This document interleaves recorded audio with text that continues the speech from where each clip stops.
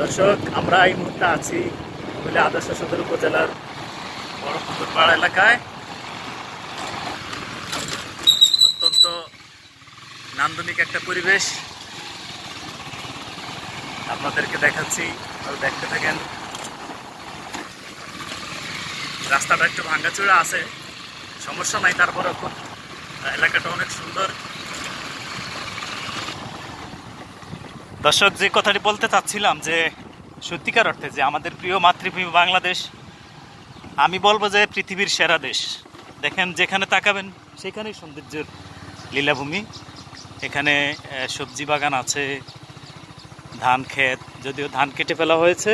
আমরা যে সবুজ অংশটি দেখছি এটাকে আমরা রেটন ক্রপ হিসেবে বলতে পারি।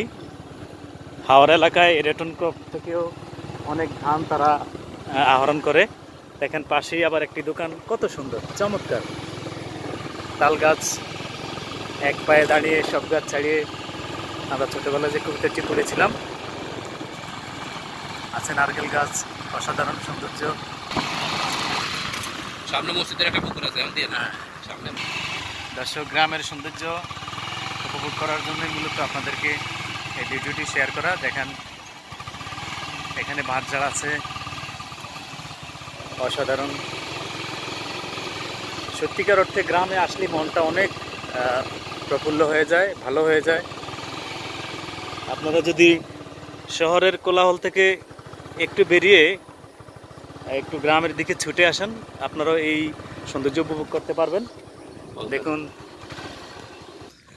চলে আসলাম একটি গ্রাম্য বাড়িতে, অসাধারণ সুন্দর। দেখেন আপনারা,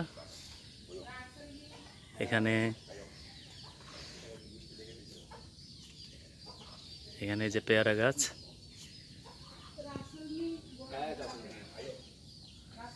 এই যে ঘরের পাশেই পেঁপে গাছ, অসাধারণ।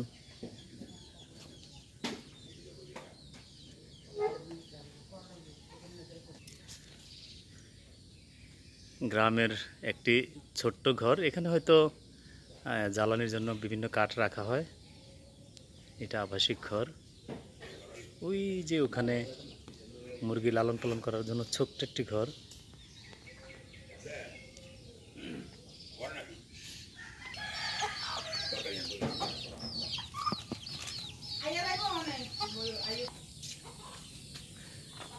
অসাধারণ, অসাধারণ। জাম্বুরা, ওখানে আছে জাম্বুরা।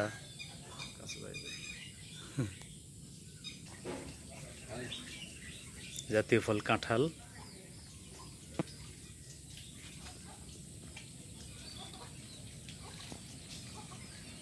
হ্যাঁ,